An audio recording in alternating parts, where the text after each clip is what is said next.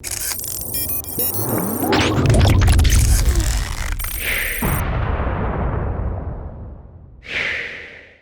the past 20 years, we have dedicated ourselves to building the ultimate platform for gamers and creators.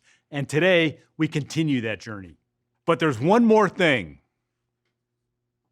The RTX 3090 Ti, a monster GPU.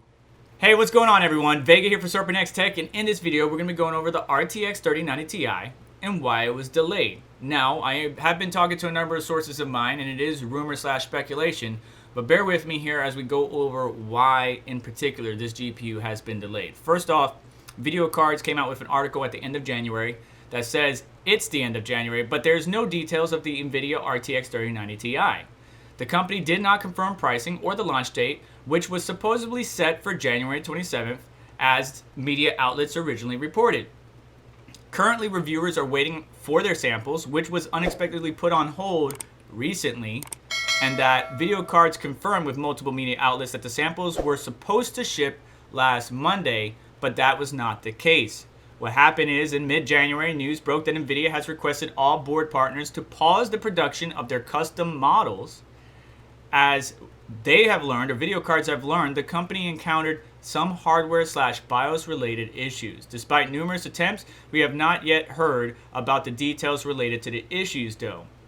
And if we look around the internet, even recently at time of recording, we've seen that the 3090 is still missing in action, but there's a European listing out there for 4,332 euros, so $4,800 USD. There's an MSI listing for the card around $5,500. And then there's other people speculating that the card's going to be around $4,000. So we're looking at a price range of $4,000 to $5,000, somewhere in there. But what does that compete with? What card does that sit against? Well, that sit against Nvidia's CMP lineup, or their mining specific GPUs.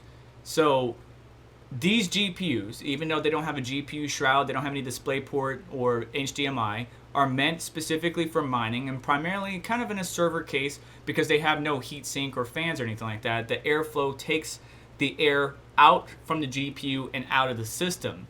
But the CMP cards are very good at mining Ethereum. They're good at other algorithms too, but they're very good at mining Ethereum, and their price point is around $4,000. Now, last year, at the end of 2021, these prices of these GPUs, the CMP 170HX, primarily was anywhere from $4,000 to $4,800, almost in the $5,000 range. It has gone down because the market has calmed down. But this card, even though it only has 16 gigabytes of memory, its memory is HBM2E memory, which is a faster memory than GDDR6. So even though the 3090 Ti has the 6X memory and 24 gigabytes of it, with this HBM2E memory and the memory bus, the memory bandwidth, what we're seeing here is that the 3090 Ti, while it should raise the level of the gaming performance, because of the hardware issues, if they don't implement the LHR lock, it's going to undercut themselves, right? The 3090 Ti will wind up competing with the 170HX, and Nvidia is stepping on its own toes.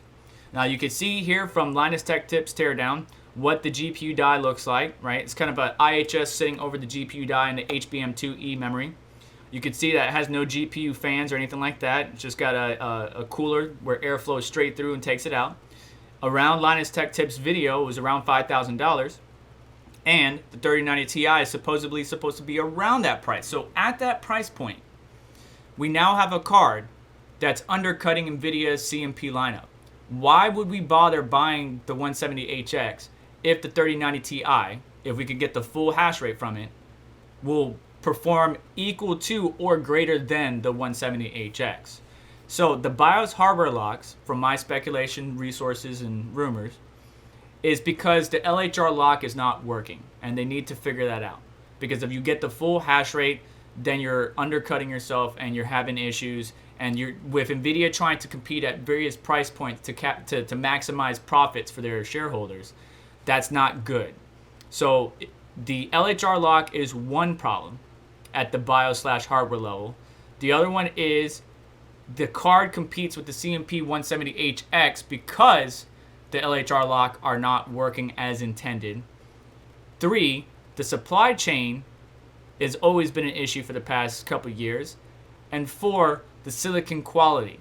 The silicon quality is being impacted by a number of variables like the fab, location, environmental conditions, so on and so forth. But right now, at time of filming, if we looked at the 170HX, one of those GPUs will average about $8.11 at 10 cents per kilowatt hour. The 3090 stock will average about $5.25 at 10 cents per kilowatt hour.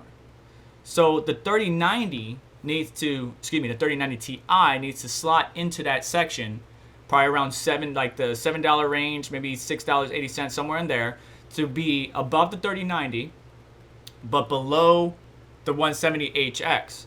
And the 3090 Ti, or all the Ti's that Nvidia produce, normally are cut down variants of the above GPU, right? Like the 3080 Ti, cut down to the 3090, and then you can actually modify it and get extra hash rate out of the 3090 Ti.